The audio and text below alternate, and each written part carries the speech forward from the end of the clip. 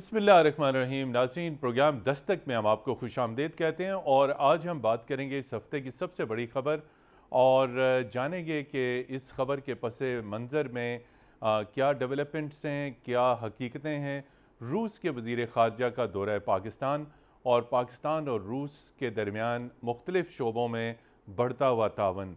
इंतहाई अहम दौरा था। 8 बरस के बाद रूसी वज़ीर ख़ारजा ने पाकिस्तान का दौरा किया और इस दौरे के दौरान वज़ीर आज़म इमरान खान, वज़ीर ख़ारजा शाह महमूद कुरैशी के साथ वफूद की सतह पर दफ्तर ख़ारजा में बातचीत की और दिफा और सलामती के हवाले से उन्होंने army chief general Qamar Javed Bajwa से इंतहाई अहम मुलाकात की। 8 बरसों के बाद रूस के वज़ीर ख़ारजा का पाकिस्तान आना इंतहाई अहम है और सफारती ज़राए ने यह बताया कि इस दौरे के दौरान रूसी वज़ीर ख़ारजा ने तमाम शोबों में पाकिस्तान को ताउन की पेशकश की और कहा कि रूस पाकिस्तान के साथ दफा, सलामती, मईशत, infrastructure, Pakistan steel, railway, north south gas pipeline के मनसूबों को पाए तकमील तक पहुँचाने के लिए हर मुमकिन तावन करेगा। और इसके साथ साथ अफ़गानिस्तान का अमन और सलामती भी अहम तरीन मौजू था, इसलिए कि अफ़गानिस्तान के हवाले से रूस के खसूसी नुमाइंदे ज़मीर काफलोव भी इनके दौरे में इनके साथ थे। अपने पैनलिस्ट से आपका तारुफ कराएं। स्टूडियो में हमारे साथ मौजूद हैं बैनुल अक़वामी अमूर के माहिर सैयद मोहम्मद अली, जो director for aerospace and security studies भी हैं, और साबिक सफ़ीर बराए ईरान और मुत्तहिदा अरब अमारात एम्बेसडर आसिफ दुरानी साहब हमारे साथ मौजूद हैं, और रूस से पाकिस्तानी सहाफ़ी इश्तियाक हमदानी साहब ख़ास तौर पर आज हमारे साथ मौजूद हैं। इश्तियाक हमदानी साहब से शुरू करेंगे। इश्तियाक हमदानी साहब, रूस के वज़ीर ख़ारजा का 8 बरस के बाद पाकिस्तान आना कितना अहम है? जी, अस्सलाम वालेकुम, बिस्मिल्लाहिर्रहमानिर्रहीम। पहले तो मैं तमाम पैनल को खुशामदीद कहूँगा और आपको शुक्रिया अदा करूँगा कि आपने आज मौका दिया। जी, ये दौरा बिल्कुल बड़ी अहमियत का अमल है, ये तो बात तो हम सब जानते हैं। लेकिन अगर हम देखेंगे रशिया और पाकिस्तान के ताल्लुकात को, तो हमने ये चीज़ देखनी है कि हमें सर्द जंग के ज़ाविये से अब रशिया को नहीं देखना। हमने रशिया को इस सदी के ज़ाविये से देखना है, नए ज़ावियों से देखना है, मौजूदा आलमी तनाज़र में देखना है। तो यहाँ पे सियासी इख्तलाफात अपनी जगह, लेकिन 1999 में जब मियां नवाज शरीफ मास्को का उन्होंने दौरा किया, उसके बाद परवेज़ मुशर्रफ साहब आए, उनने भी 2 दौरे किए, 2002 में, 2003 में, फिर आसिफ जरदारी साहब के भी 2 दौरे हुए, और फिर पुतिन साहब का एक दौरा पाकिस्तान जो होना था ना हो सका। और उसके बाद वज़ीर ख़ारजा ने तो दौरा किया, लेकिन यह कि कुछ ब्रेक थ्रो आया, फिर रहील शरीफ साहब आए, और इसी तरह अगर हम देखें तो नवाज शरीफ साहब का जो दूसरा दौर था, उसमें थोड़ा से मसाइल पैदा होने शुरू हुए। वो मसाइल कैसे पैदा हुए? क्योंकि जब उन्होंने पहला दौरा किया, उसके बाद एक तसलसल चला रशिया के साथ रिलेशन डेवलप करने का। तो दूसरे दौरे में ये हुआ कि नवाज शरीफ साहब चूँकि वो खुद जो है वजारत खारजा उनके पास थी, उनके पास फॉरेन मिनिस्टर था ही नहीं, तो खारजा पॉलिसी हमारी काफ़ी थोड़ी सी पीछे चली गई। तो उसके बाद जब नवाज शरीफ साहब की हुकूमत गई, तो और शायद खकान अब्बासी साहब आए, तो उनने ख्वाजा आसफ साहब को फॉरेन मिनिस्टर बनाया, तो वो भी मास्को आए, और उसके बाद बाजवा साहब ने भी दौरा किया। तो इस तरह के इन दौरों के बाद ये एक लंबा जो पीरियड जो हुआ है, ये 9 साल के बाद सरगेई लवरोव गए पाकिस्तान। तो मैं समझता हूँ कि ये दरमियान में एक गैप आया, जो पुतिन साहब का दौरा जो पाकिस्तान का होना था वो हुआ, नहीं और हो उसके सका। अलावा ये जो दौरा हुआ फॉरेन मिनिस्टर के ना होने की वजह से काफ़ी सारी चीज़ें पेंडिंग पे चली गई। तो अब जो है कि एक बड़ा ये दौरा होना इस वजह से भी अहमियत का अमल है कि इस वक्त बहुत कम फॉरेन विजिट हो रहे हैं, वो ख्वाह रशिया के हों, पाकिस्तान के हों या दूसरे ममालिक के हों। तो इस तनाज़र में वो इंडिया गए हैं, और वहाँ से जब पाकिस्तान आए, तो इससे पहले यही होता था कि पाकिस्तान का दौरा कम ही वो रशिया की तरफ से करते थे। पुतिन साहब कई बार जा चुके हैं मुख्तलिफ ममालिक में, लेकिन वो पाकिस्तान नहीं गए। तो अब ये दौरा बड़ा अहमियत का अमल है, लेकिन इस दौरे का भी क्रेडिट जो है वो मैं इमरान खान को इसलिए देना ज़रूरी समझता हूँ, प्राइम मिनिस्टर को, कि उनने बशकीक के अंदर जब अपनी मुलाकात की सदर पुतिन से, तो उनकी मुलाकात इतने अच्छे माहौल में हुई कि उनकी दोनों की जो अंडरस्टैंडिंग पैदा हुई है, जी। उसके बाद इन दोनों ममालिक के रिलेशन के अंदर जान आई है। आज मास्को और इस्लामाबाद का मौसम जो है हमेशा डिफरेंट रहा है। मास्को में अगर आज के मौसम की बात करें तो आज सुबह जब मैं ऑफिस आ रहा था तो यहाँ बर्फबारी हो रही थी। मास्को का 6 का दर्जा हरारत है और इस्लामाबाद में दर्जा हरारत 28 के करीब है। तो लेकिन ये सियासी जो दर्जा हरारत या सफारती दर्जा हरारत वो भी बिल्कुल इसी तरह वो बड़े फ़र्क के उसके अंदर रहा है। तो पिछले अगर सर्द जंग के बाद की जो जिस तरह मैंने बात की कि नए ज़ाविये से हम देखें तो ये बशकीक के दौरे के बाद इसमें सूरत काफ़ी हाल में बेहतरी तेज़ी आई आई है, है। बिल्कुल जी। एम्बेसडर आसिफ दुरानी साहब, रूस के वज़ीर ख़ारजा ने जहाँ दीगर मामलात पर बात की, वहाँ पर अफ़गानिस्तान का अमन और मुफ़ाहमती अमल भी बहुत अहम था। तो अब पाकिस्तान तो अफ़गानिस्तान के अमन और मुफ़ाहमती अमल को आगे बढ़ाने के लिए यकीनी तौर पर अपना किरदार अदा कर रहा है। रूस और पाकिस्तान मिल के अफ़गानिस्तान में कौन सा नया फार्मूला ला सकते हैं? मतीन साहब, इसमें नए पुराने फार्मूले की बात नहीं है, जी। क्योंकि ये एक ऑनगोइंग प्रोसेस है और उसके अंदर जो मुश्किलात हैं वो इंट्रा अफगान डायलॉग को दरपेश हैं। जी।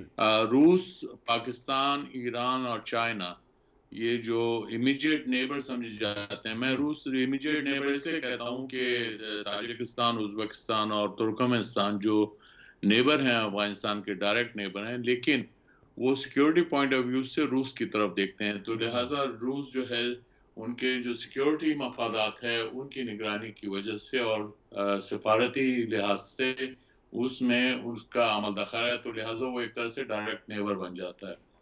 तो इस कॉन्टेक्स्ट में ये देखा जा रहा है कि ये जो अफगानिस्तान की सूरत हाल है उसमें रूस की सेंसिटिविटीज हैं। मसलन ये कि अगर अलकायदा या दाइश वगैरह जो अपने इंग्रेस करना चाहेंगे सेंट्रल एशियन स्टेट्स के अंदर जो डायरेक्ट नेबर हैं, फिर वहां से वो रूस के अंदर एंटर हो, चेचन प्रॉब्लम, दागिस्तान का प्रॉब्लम, वो उसको एग्रीवेट कर सकते हैं। तो ये इसलिए उसमें जो कॉमन कॉजेज बन रही हैं जो अफगानिस्तान के इमीडिएट नेबरहुड में, वो यही है कि अफगानिस्तान की इंस्टेबिलिटी उनके जो है उनके लिए नुकसानदेह साबित हो सकती है। तो ये एक तरह से इनका जो पॉइंट ऑफ कन्वर्जेंस है दोनों पाकिस्तान और रूस का, वो है। और बायलैटरल प्लेन पे जो आप जैसे आपने इब्तदाई अपने इंट्रोडक्शन में जो फरमाया था, तो उसमें जो है वो खासी पेशरफ्त है। और ये आपने जैसे फरमाया कि तकरीबन 9 साल बाद ये रूस के वज़ीर ख़ारजा यहाँ तशरीफ ला रहे हैं और ये सर्गेई लावरोव जो हैं वो उनके वेटरन वज़ीर ख़ारजा और बहुत ही ब्रिलियंट सफारतकार हैं। मैं जानता हूँ जब मैं न्यूयॉर्क पोस्टेड था तो उस वक्त ये रूस के सफ़ीर हुआ करते थे। ये फिर 2004 में इनका अपॉइंटमेंट एज वज़ीर ख़ारजा हुआ और ये पिछले आप समझ लें कुछ 17 साल से रूस के वज़ीर ख़ारजा चले आ रहे हैं। तो इनका बड़ा रोल है रूस के जो है ओरिएंटेशन में पाकिस्तान की तरफ। और इससे जो मुस्बत नताइज आ रहे हैं वो आपने उनके प्रेस कॉन्फ्रेंस से भी देख लिया होगा कि उन्होंने जो है कि बाहमी ताउन को बढ़ाने की तरफ इशारा किया है, इक्तिसादी भी और दिफाई सतह पे भी। और इस ख़ासकर अफगानिस्तान के कॉन्टेक्स्ट में तो उन्होंने बड़े वाज़ेह अल्फाज में कहा और उसमें पाकिस्तान के रोल को सराहा। तो इसलिए जो है वो अहमियत दोनों पाकिस्तान और रूस इस बात को दे रहे हैं कि अफगानिस्तान का जो इंट्रा अफगान डायलॉग है वो किसी तरह से कामयाबी की तरफ गामजन हो। जी जी। सैयद मोहम्मद अली साहब, एम्बेसडर आसिफ दुरानी साहब ने कहा कि बहुत सारी फील्ड्स हैं, दिफा है, सिक्योरिटी है, अफ़गानिस्तान है, दोनों के कॉमन अहदाफ हैं। और अफ़गानिस्तान में अगर अदम इस्तेहकाम होगा तो वो यकीनी तौर पर रूस के लिए भी बाइस तशवीश है। आप कैसे देखते हैं दिफा और सलामती में जो उन्होंने खुल के बात की कि रूस पाकिस्तान के दिफा और सलामती में तावन करने को तैयार है और इस साल SCO के तहत पाकिस्तान में इंसदाद दहशतगर्दी की मशक़ें भी होने जा रही हैं। तो अब सवाल ये है कि पाकिस्तान और रूस के बढ़ते हुए दफ़ाई तावन को आप कैसे देख रहे हैं? बहुत शुक्रिया मतीन साहब, बहुत अहम मौजू का आपने आज इंतखाब किया है। मैं समझता हूँ कि पाकिस्तान और रूस के दरमियान ताल्लुकात के एक नए दौर का आगाज़ हो रहा है। जिस तरह के हमारे साथी ने मॉस्को से इश्तियाक साहब ने कहा कि और दोनों मुल्कों की जो सियासी, तज़वीराती और सफारती क़यादतें हैं वो मुत्तफ़िक नज़र आती हैं कि वो सर्द जंग के दौर को पीछे छोड़ के एक नए दौर को की जो अपॉर्चुनिटीज़ हैं उससे फ़ायदा उठाएं, उससे इस्तेफ़ादा करें और नए वर्ल्ड ऑर्डर में जो एक मल्टीपोलर एनवायरनमेंट शेप हो रहा है उसमें ख़ास तौर पे जो यूरेशियन और कॉन्टिनेंटल कनेक्टिविटी और पीस एंड सिक्योरिटी की अप्रोचेज़ हैं उस पर ज़्यादा तवज्जो दी जाए। तो मैं समझता हूँ आपके नाज़रीन के लिए जानना बहुत ज़रूरी है कि इस वक्त वजूहात और मुहर्रिकात क्या हैं पाकिस्तान और रूस के करीब आने के। 4 बुनियादी मुहर्रिकात हैं जी। नंबर 1 ये कि रूस और चीन की अप्रोच ये रही है कि वो एक मल्टीपोलर वर्ल्ड ऑर्डर को शेप करने की कोशिश कर रहे हैं, जिसको ऑब्वियसली अमेरिका तशवीश की निगाह से देखता है। लेकिन पाकिस्तान ये समझता है कि पाकिस्तान एक पार्टनरशिप डेवलप करना चाहता है तमाम इमर्जिंग, रिसर्जेंट और एग्जिस्टिंग पावर्स के साथ, बायलैटरल लेवल पे specific issue based relationship develop करना चाहता है, बजाय कि वो अलायंस बने एक का दूसरे के ख़िलाफ़। दूसरी चीज़ कि मॉस्को में यकीनन एक तशवीश पाई जाती है और आई एम श्योर कि लावरोव साहब ने अपने नई दिल्ली के दौरे में इसको उठाया भी होगा भारत की सफारती क़यादत के साथ, कि जो क्वाड की फॉर्मेशन है इंडो पैसिफिक रीजन में उसमें भारत का एक बड़ा अहम किरदार अमेरिका देख रहा है और जो अमेरिका का बहुत ज़्यादा झुकाव है भारत की जगह, इसको भी रूस तशवीश की निगाह से देखता है। तो इस लिहाज से मैं समझता हूँ फ्यूचर क्राइसिस मैनेजमेंट में रूस का भी एक रोल हो सकता है। हमें नहीं भूलना चाहिए कि 65 की जंग के बाद भी जो ताशकंद एकॉर्ड था उसमें सोवियत यूनियन का रोल था तस्वीर के लिए, तो भारत जंग को बंद कराने के हवाले से। तीसरी चीज़ अफगानिस्तान की इन्होंने बात की, हमारा कॉमन इंटरेस्ट है कि हम चाहते हैं कि इस रीजन में सिक्योरिटी बहाल हो और एक रीजनल सोल्यूशन आए। और सबसे इंपॉर्टेंट बात यह है कि दोनों ममालिक का एक कॉमन इंटरेस्ट है कि टेररिज्म का इस इलाके से और इस खत्ते से खात्मा किया जाए और ख़ास तौर पे जो दाइश का बढ़ता हुआ ख़तरा है उससे निपटने का उनका भी तजुर्बा है शाम में, और हम समझते हैं कि दोनों जानिब से काफ़ी इस पे फ्यूचर में कोलैबोरेशन हो सकता है। जी नाज़रीन, यहाँ पर लेते हैं एक ब्रेक के बाद आपकी खिदमत में फिर हाजिर होंगे और हम इश्तियाक हमदानी साहब की तरफ रुख करेंगे और उनसे पूछेंगे इक़्तिसादी और तिजारती शोबे में दोनों मुल्कों के दरमियान तावन कितना हो सकता है। हमारे साथ रहिएगा।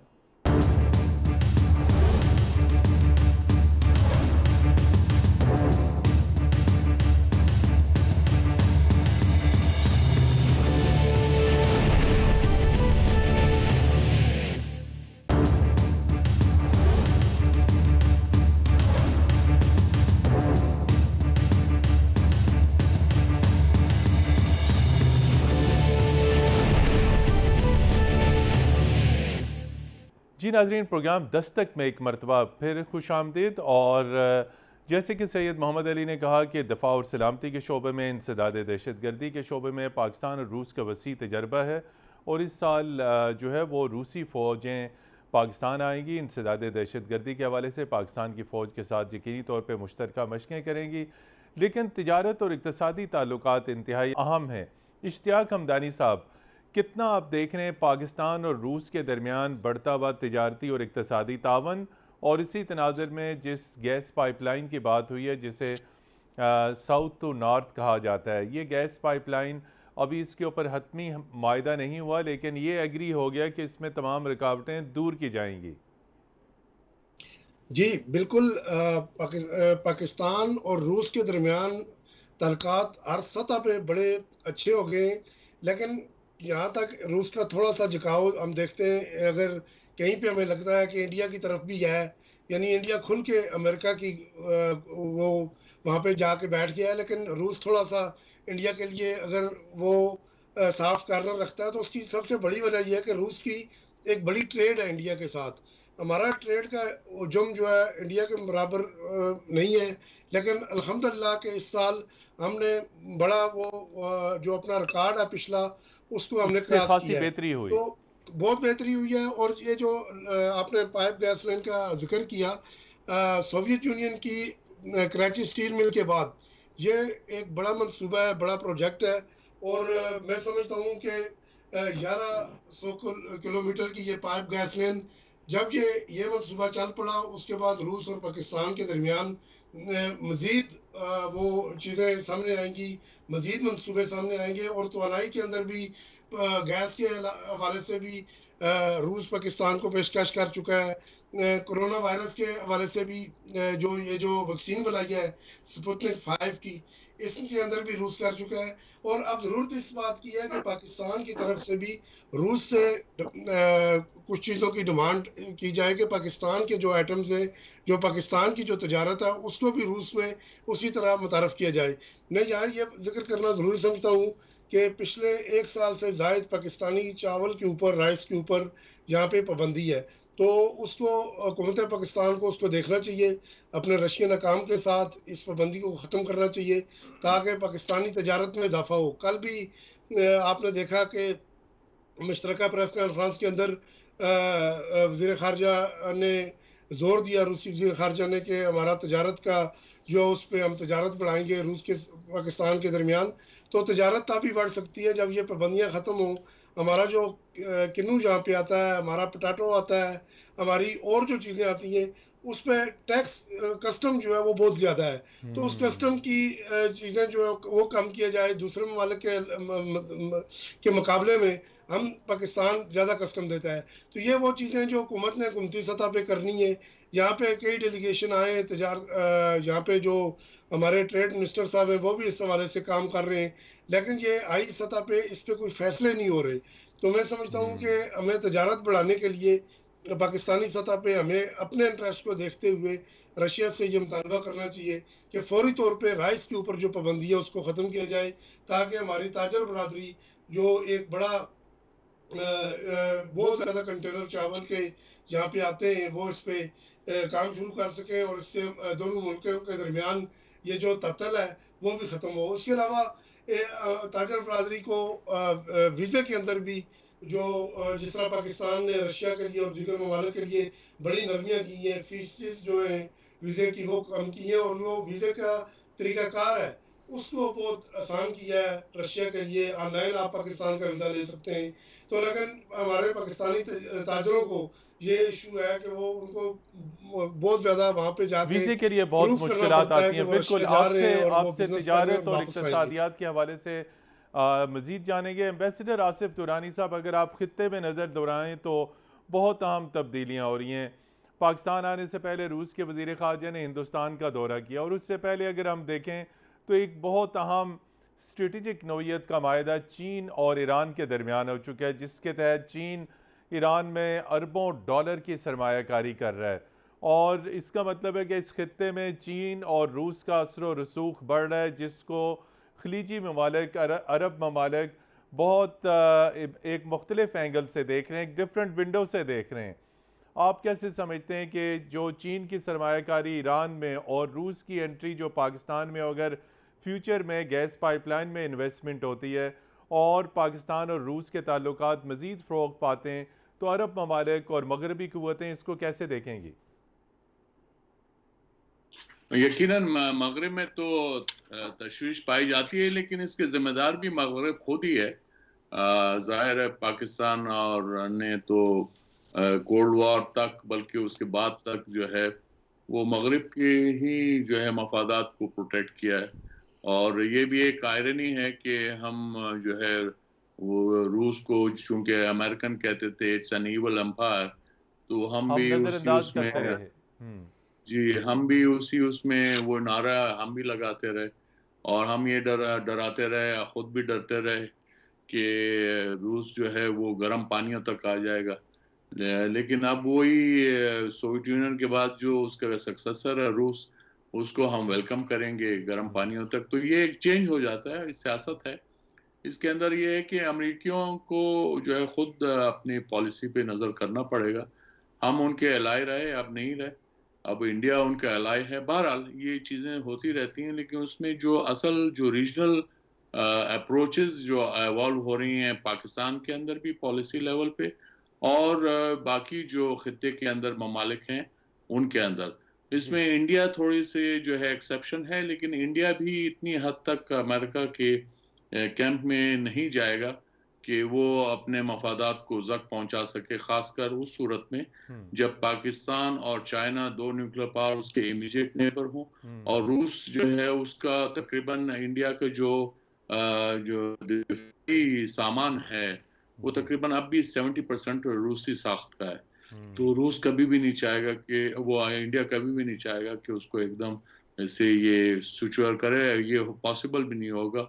शॉर्ट टर्म में तो सवाल ही नहीं पैदा होता, इवन लॉन्ग टर्म में भी इसके असरात जो हैं वो मुज़र होंगे इंडिया की अपनी दिफाई कुव्वत के लिए। तो ये अलाइनमेंट्स हो रही हैं रीजन के हद तक, और उसमें मेरे ख्याल में पाकिस्तान भी अब ये एहसास हो चला है कि you can not put your eggs in one basket. ख्वाह आप अफगानिस्तान के कॉन्टेक्स्ट में तालिबान का जिक्र कर सकें या इंटरनेशनल पॉलिटिक्स में खाली अमेरिकन को की तरफ कर दें।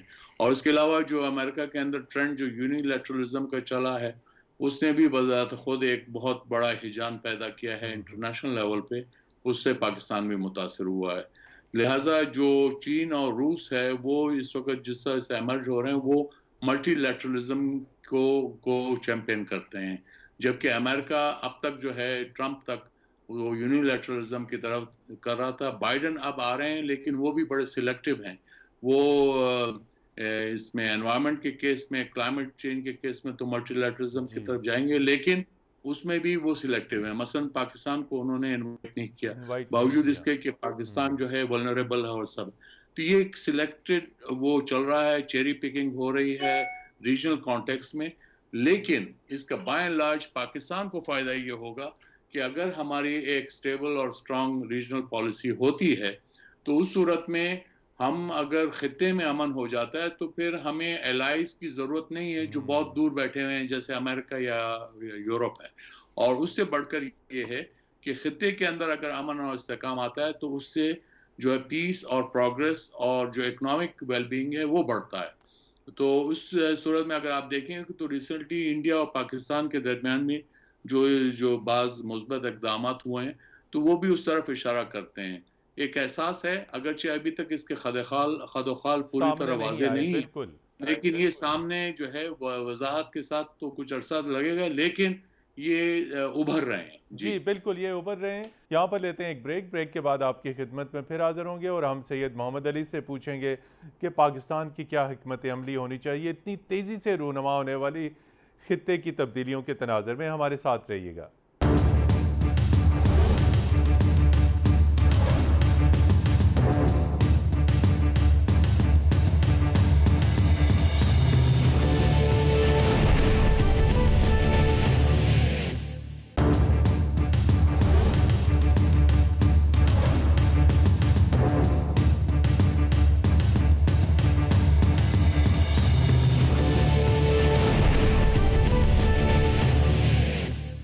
जी नाज़रीन, प्रोग्राम दस्तक में एक मरतबा फिर खुश आमदेद। और आज हम बात कर रहे हैं पाकिस्तान और रूस के दरमियान बढ़ते हुए ताल्लुकात, रूसी वज़ीर ख़ारजा का तारीख़ी दौरा पाकिस्तान और ख़ित्ते में होने वाली तस्वीराती तब्दीलियाँ। सैयद मोहम्मद अली साहब, इतनी तब्दीलियाँ हो रही हैं, चीन ईरान के करीब आ चुका, रूस आपसे फिर मदद मांग रहा है और अपनी लिस्ट सामने रख दी पाकिस्तान की कि ये लिस्ट है, आप जो चीज़ हमसे मांगेंगे हम हाजिर है देंगे। लेकिन अमेरिका की इन तमाम तर डेवलपमेंट्स पे नज़र है, यकीनी तौर पे तमाम तर मामलात ख़राब करवाए जाएंगे और वाशिंगटन यकीनी तौर पे नहीं चाहेगा कि रूस और इस्लामाबाद करीब आएँ।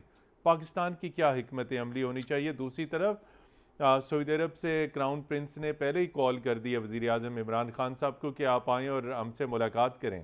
इसका मतलब है सऊदी अरब भी सूरत हाल पर नज़र रखे हुए है। हमारी हिकमत अमली क्या होनी चाहिए? बहुत शुक्रिया। देखें, मुख्तसरन आपका बहुत जामिया सवाल है। मैं ये गुजारिश करूँगा कि जो पाकिस्तान की ख़ारजा पॉलिसी का बुनियादी नज़रिया मौजूदा हुकूमत का है वो है पीसफुल नेबरहुड, रीजनल कनेक्टिविटी और जियो इकनॉमिक्स, जिसका इयादा जो है रिसेंटली जो इस्लामाबाद सिक्योरिटी डायलॉग है उसमें पाकिस्तान की सियासी, सिफारती और फ़ौजी क़यादतें एक ज़बान होकर किया है। इसीलिए एलओसी पे अमन भी किया गया। जी, मैं उसी तरफ आ रहा हूँ। तो अब हम चाहते हैं, जिस तरह हमारी पूरी कोशिश है कि अफ़गानिस्तान में अमन आए, साथ ही साथ थोड़ा सा मैं हवाला देता चलूँ, चूँकि आपने पिछला सवाल बैरिस्टर साहब से किया था कि देखें अमेरिका तो ख़ुद जो है ईरान से अब JCPOA जो है, जिसको उसके आम में ईरान न्यूक्लियर डील कहा जाता है, बातचीत शुरू हो चुकी है। नहीं, बाज़ाब्ता तौर पे इस वक्त वियना में मुज़ाकरात भी हो रहे हैं और वो लाइकली ये है कि वो दोबारा ज्वाइन कर लेगा। उसके लिए जो वर्किंग ग्रुप है वो तश्कील पा चुका है और जो बाकी जो रुकन हैं JCPOA के, उन्होंने अमेरिका और ईरान पे जोर दिया है कि वो जल्द अज जल्द इस पे मज़ीद पेशरफ्त करें। तो अगर इसका बुनियादी इम्प्लीकेशन पाकिस्तान के लिए क्या है? पाकिस्तान के लिए ये है कि बुनियादी तौर पे ईरान न्यूक्लियर डील जो है वो ट्रेड ऑफ है between nuclear oversight and economic relief. तो अगर ईरान को इकोनॉमिक रिलीफ मिलता है और उसकी इंटरनेशनल एक्सेप्टेबिलिटी बढ़ती है तो पाकिस्तान के लिए बहुत अच्छा मौका है कि ईरान में अपनी एक्सपोर्ट्स को बढ़ाए, उसको एक नेबरिंग कंट्री के तौर पे पाबंदियां उठेंगी, मंडियां खुलेंगी। तो हमें, और सादिक साहब बहुत आप जानते हैं कि बहुत अच्छा काम कर रहे हैं अफगानिस्तान में भी, हम कोशिश कर रहे हैं कि वहाँ पे भी एक्सपोर्ट्स को बढ़ाया जाए क्योंकि हमारा बुनियादी मसला माशी है। JCPOA की वजह से टैक्स रेवेन्यू कम आया है, इस दफ़ा बजट भी आने वाला है और आप जानते हैं कि हमें शायद दोबारा IMF वर्ल्ड बैंक की तरफ रुजू करना पड़े, तो जो अगेन हमें फैटिफ का प्रेशर भी है। तो इन चीज़ों को बैलेंस करने के लिए मेरे ख्याल में पाकिस्तान की फ़ौजी क़यादत ने भी इस चीज़ का एहसास किया है कि हमें इकनॉमिकली जब तक हम इंडिपेंडेंट नहीं होंगे, हमें इकोनॉमिक मफादात को आगे हमारी खारजा पॉलिसी उस वक्त तक इंडिपेंडेंट नहीं हो सकती। जी, एक ये बताइए, काबुल में एक वाकया पेश आया, पाकिस्तानी खसूसी तैयारा जो है स्पीकर समेत हाईएस्ट लेवल का वफ़द था और एंट्री सिक्योरिटी बुनियाद के ऊपर जो है वो डिनाई कर दी गई कि काबुल एयरपोर्ट सिक्योरिटी की वजूहात के ऊपर। इसके पसे पर्दा आप क्या देख सकते हैं? क्या अमेरिकन हो सकते हैं? ये क्यों ऐसा इकदाम किया गया? देखिए, जो सामने अभी तक इतलात सामने आई हैं वो ये हैं कि वहाँ पे सलामती की सूरत हाल थी जिसकी वजह से जो लोग जहाज़ में मौजूद थे, स्पीकर साहब और हमारे जो खुसूसी नुमाइंदा हैं अफ़गानिस्तान के, उन्होंने बेहतर समझा कि वापस आ जाया जाए। लेकिन ऑब्वियसली ये जो टाइमिंग है ये बहुत क्रिटिकल है। अभी देखें तुर्की में भी ये प्रोसेस शुरू होने वाला है और ये बहुत क्रिटिकल फेज है, ये महीना जो अप्रैल का है अफगानिस्तान में बहुत सारी डेवलपमेंट्स होंगी, इसलिए we have to be very careful. और हमें बहुत ज़रूरी है कि देखें कि कौन स्पॉयलर्स हैं जो नहीं चाहते कि पाकिस्तान का रोल एक कामयाबी के साथ फैसिलिटेटर के तौर पे आगे बढ़े। इश्तियाक हमदानी साहब, ये फरमाइए कि तिजारत की आपने बात की, आप कैसे देखते हैं? आपने पूरी एक शॉर्ट हिस्ट्री बयान की, पाकिस्तान और रूस के पॉलिटिकल लेवल पे, डिफेंस लेवल पे वफूद के तबादले होते रहे। आप क्या समझते हैं कि दिफाई तावन में रूस पाकिस्तान को जो चीज़ें पाकिस्तान को दिफा के शोबे में चाहिए, रूस किस हद तक पाकिस्तान को फ्राहम कर सकता है? जी देखिए, रूस जो चूँकि अपनी आज़ादाना पॉलिसी रखता है और उस वजह से रूस के लिए कोई ये इशू नहीं है कि वो कौन सी चीज़ दे या कौन सी चीज़ ना दे। हाँ, वो कोई अगर कुछ चीज़ें वो खुद नहीं देना चाहते तो वो एक और बात है। लेकिन आप अगर देखें जो मशकें हो रही हैं दोस्ती के नाम से, द्रुजबा के नाम से, पिछले सालों से दोनों ममालिक के दरमियान, फिर ये जो नेवी की मशकें हुई हैं हाल ही में, उसमें भी रूसी नेवी ने शिरकत की हुआ था। जी, शिरकत की थी और सबसे जो मोस्ट मतलब बेहतर जो लोग आए वहाँ पे, बड़ा वक्त लेके, वो रशिया ही आया है। तो रशिया चाहता है कि पाकिस्तान के साथ दफा के अंदर दफाई तावन बढ़ाया जाए और उसमें भाजपा साहब का जो विजिट हुआ, रहील शरीफ साहब का जो विजिट हुआ इससे पहले, इन विजिट के बाद तो काफ़ी सारी चीज़ें अब खुल गई हैं। लेकिन अब ये देखना है कि जैसे मेरे दुरानी साहब ने बात की कि चचनिया और दागिस्तान की, तो उसका भी मैं बताता चलूँ कि अब चचनिया और दागिस्तान में रूस को कोई मसला नहीं है। रूस को यही मसाइल है। उन्होंने अच्छी बात बताई कि ये जो अफगानिस्तान के साथ जो रियासतें हैं साबिक सोवियत यूनियन की, ये बिल्कुल मॉस्को की तरफ देखती है। तो रूस इनका एक बड़ा सर पे जो है वो उसने हाथ रखा हुआ है और वही हाथ रख के रूस अपने सारी पॉलिसी देखता है। अभी आप ये देखें कि 13 अप्रैल को वज़ीर ख़ारजा जो है ईरान जा रहे हैं। अभी उनने इंडिया, पाकिस्तान, आज वो कज़ाकिस्तान में, तो यानी अफगानिस्तान के इर्द गिर्द जो भी ममालिक हैं, इन सारे ममालिक में रशियन वज़ीर ख़ारजा का जाना इस चीज़ का साबित करता है कि जो एक अमेरिका ने निकलना था अफगानिस्तान में, जो उनका टाइम आ चुका है। और अब अमेरिका ने क्या पता खेलना है, अमेरिका ने क्या आगे अफगानिस्तान पे नया रोल प्ले करना है, ये तो वक्त बताएगा। लेकिन यह है कि इस वक्त उनकी तो पोजीशन है, अगर आज हमें सऊदी अरब से फ़ोन आ रहे हैं तो ये फ़ोन बड़ी अरसा से नहीं आ रहे थे। ये फ़ोन इसलिए आ रहे हैं कि सारे हाल बदल रही है, कि बात बदल गई है। इस वक्त जो कार्ड है वो रूस और पाकिस्तान के हाथ में है। जी, एम्बेसडर आसिफ दुरानी साहब, ये बताइए कि पहले हम बीजिंग के बहुत करीब हुए लेकिन उसकी भी हमें भारी कीमत चुकानी पड़ी, तो अब हम मॉस्को के करीब होने चाह रहे हैं। डिप्लोमेटिकली आपका वसी तजर्बा है, हमें किस तरह मोहतात तरीके से अपने सफारती कार्ड्स इस्तेमाल करने होंगे ताकि हमें इस तमाम तर कुर्बत का फ़ायदा भी हो और ख़ित्ते के अंदर जो जो हमारे मफादात हैं वो भी प्रोटेक्ट हो सकें और अल्टीमेटली अमन, इस्तेहकाम और माशी मफादात का भी प्रोटेक्शन हो सके। मतीन साहब, हमने कोई ऐसे चीन से दोस्ती की वजह से भारी कीमत नहीं अदा की, बल्कि चीन की दोस्ती की वजह से ही हम आज जो हमारे इंडस्ट्रियल बेस है वो चीन की वजह से जी। और इसी तरह रूस के साथ ताल्लुकात खराब होने के बावजूद जो स्टील मिल है वो पाकिस्तान में बनी, ये आपके लिए इंडस्ट्रियल बेस को मजबूत कर सकती थी। वो अलग बात है कि इनएफिशिएंसी की वजह से वो स्टील मिल हमारे लोग नहीं चला पाए। अहम बात यह है कि आपकी अगर एक स्ट्रॉन्ग रीजनल पॉलिसी हो तो उसमें चीन और रूस जो हैं वो अहम कैरेक्टर्स हैं, एक्टर्स हैं, और उससे फिर एक सोवरिंग इम्पैक्ट पड़ता है पूरे नेबरहुड में, इंक्लूडिंग इंडिया पर जी। तो इसलिए जरूरत इस बात की है, और ये हम जो है वो वेस्ट की तरफ देखते रहे हैं। उसमें ना चाइना का कसूर था, ना फॉर्मर सोवियत यूनियन या बाद में रूस का कोई कसूर था, और उसमें इंडिया का भी कसूर। हमने इंडिया की वजह से बाज जो इकदाम लिए, चाहे सीटों में गए, हम सेंटरों में गए, हम जो है वो जो कुछ भी प्रो वेस्ट पॉलिसी करते रहे। अफगानिस्तान में सोवियत यूनियन जब एंटर हुआ तो हमने समझे कि we are the harbinger of protecting the वो फ्री वर्ल्ड। तो ये तमाम चीज़ें हमने की हैं, उसमें हमारे अपने ज़ाती मफादात, ज़ाती मतलब जो है उस वक्त के जो रिजीम्स थी उनके मफादात मुज़मर थे, उन्होंने अपने आप को, अपने रूल को दवाम देने के लिए किए, या लेजिटिमेसी आप कह लें उसके लिए और वाशिंगटन के इंतहाई करीब हुआ गया। एक जुमले में सैयद मोहम्मद अली साहब, वे फॉरवर्ड क्या है? जी देखिए, वेरी क्विकली हमें चाहिए कि रशिया के साथ हम एससीओ और ब्रिक्स का मामला भी उठाएं कि भारत जो है क्वाड में आगे जा रहा है, तो क्या उसका वो एक इक्वली प्रोपोर्शनेट और पॉजिटिव रोल एससीओ और ब्रिक्स में होगा।